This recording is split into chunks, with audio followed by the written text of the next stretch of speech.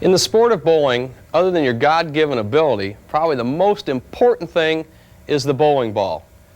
Every individual should know that a proper bowling ball can make as much as 20 pins difference in their average during the whole year. Now there's a couple of things you should consider when choosing a bowling ball. Number one, your style, and number two, your ability. Now those go a long way in deciding the proper equipment for you. 3 ingredients in a bowling ball. Number one, the weight. Number two, the type. That's very important. And number 3, the grip. Now let's deal with the weight first. Weights come from 6 to 16 pounds.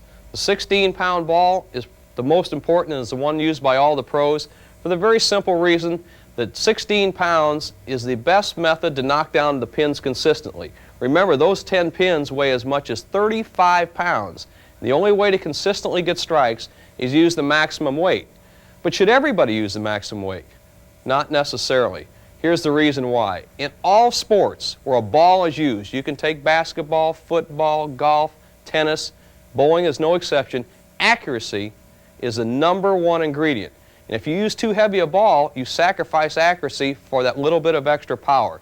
So now we'll go through the weights for each individual, for the men, the women, and the children. For the men, almost all men can start with a 14-pound ball.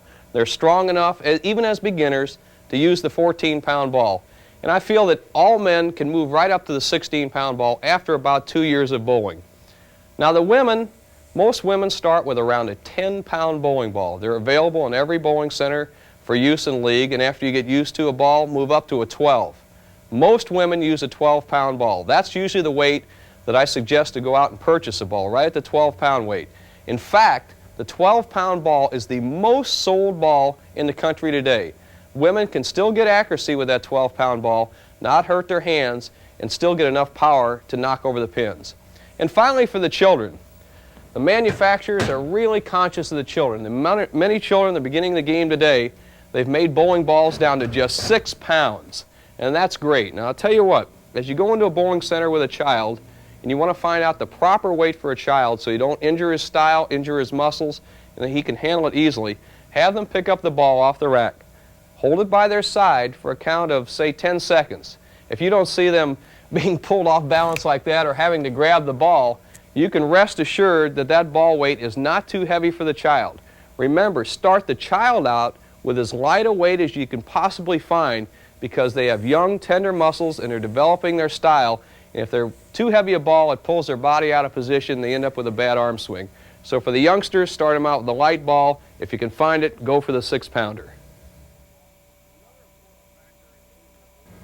Another important factor in choosing a bowling ball is the type. Before the 1900s, everybody used a wooden bowling ball. In fact, they varied in weight from 35 pounds down to 5 pounds. There were really no rules on what type of ball to use. Then, around 1901, the rubber bowling ball came into play for a couple of reasons. Bowling lane surfaces had a coating called shellac over them. The rubber ball was very compatible with this shellac.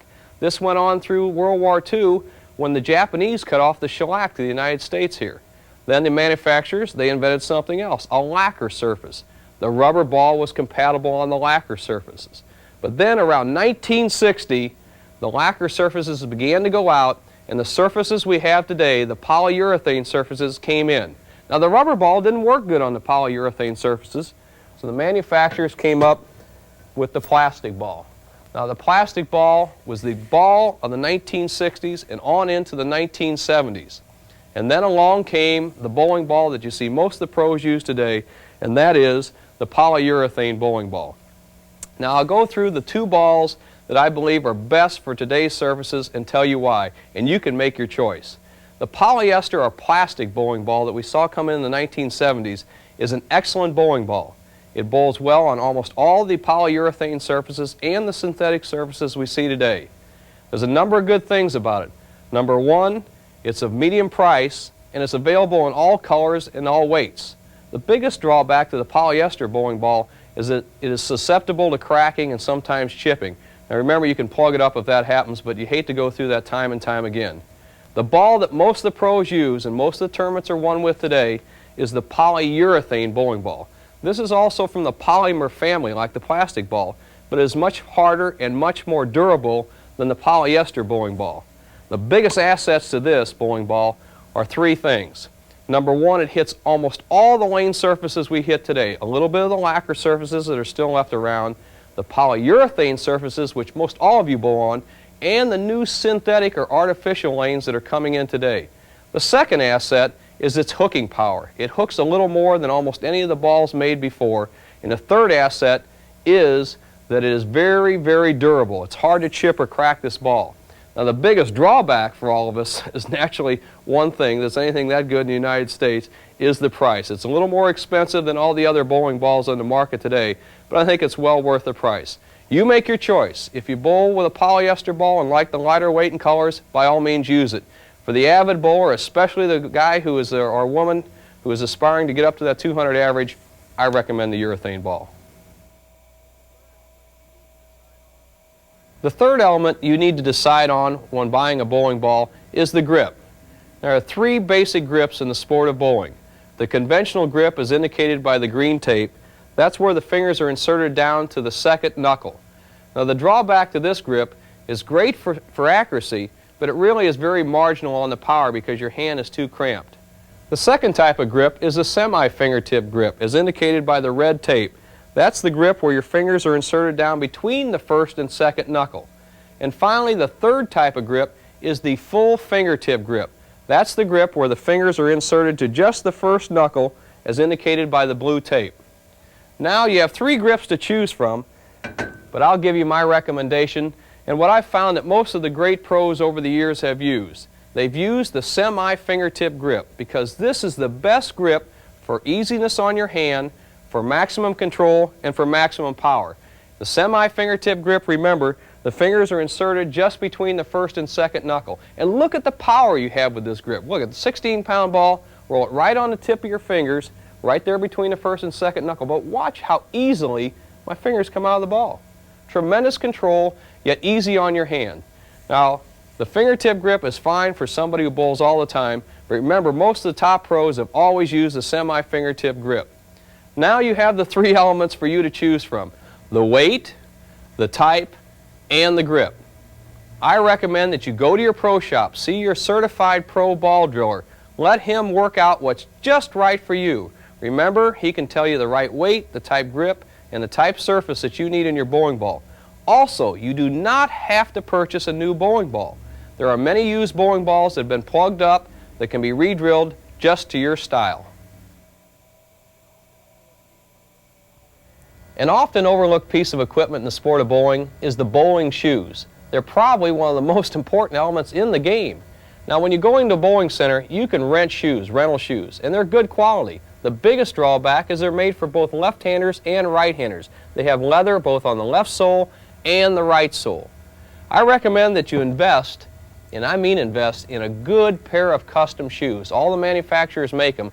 And what they do for you over and above the rental shoes is very simple. Number one, if you'll notice the slide sole, it has a custom slide sole with these little bitty holes in it, which makes the sole accommodate all sorts of approach conditions, whether it be in New York or Milwaukee or New Orleans. You'll be able to slide smoothly. Second, notice this corrugated heel. This heel allows the air pressure to flow out and under the heel so you don't stick at the foul line.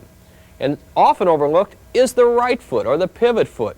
Notice how it has rubber in this area and that rubber or leather toe, which is important because as you push off at the final step, this touches the lane and gives you the power to push through the shot and make an excellent shot.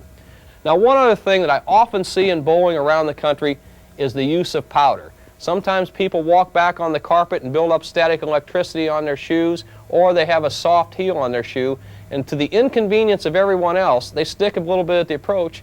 They come out with a little talcum powder, and here they start throwing it down there on the floor, rubbing their foot in there. Now this is not only dangerous to the other people bowling, but it's also illegal. You're not allowed to do that in the sport of bowling. If you see that happen in your league match, you call the proprietor and have that individual stopped immediately. Another important part of equipment in the sport of bowling is the gloves. Now there's two basic types of gloves. One, the palm glove that has a device right there in the center of the palm that helps you fill out the center of the ball and keep a good feel all the way through the shot. When you put your hand in the ball, usually your hand will come off the ball and there's no feel between the ball and the hand. There's a little pad in here, you see it right there, that'll fill out that feel and keep that ball feeling nice and comfortable in the proper position on your hand. A device used by many of the top pros. The other device is the wrist device. This is designed for the women bowlers basically because they have the most trouble with their wrists flopping back or not staying in the proper position all the way through the shot. What you do is you put it on tight, it goes up all the way over the wrist, and what happens is many women, when they push the ball away, they have a tendency to flop back. This wrist device will hold that wrist in a nice, firm, strong position all the way through the shot so you get a good lift on the ball. Now, you've got your wrist device, you have your hands device, but you always have to keep a good feel in a bowling ball. If you watch the Pro Bowlers Tour on TV, you'll see something that the pros do all the time. You notice in my ball right here, I have some tape in the back and a little gripper in the front. I like to put the gripper in the front for feel, but your hand goes up and down. One week you may be a little heavier than the next, one week it may be hot in the bowling center, one week your hand may go up, one week down. What you have to do is be able to adjust the size of your thumb hole to keep that real good feel in the ball. So just take some electrical tape, buy some good electrical tape. I use number 33 here, and it's not a commercial, but it really is the best. It doesn't get too sticky and you can take it in or out. I put it right there in the back of the ball to tighten that hole up and keep it nice and comfortable. You always see the pros do this.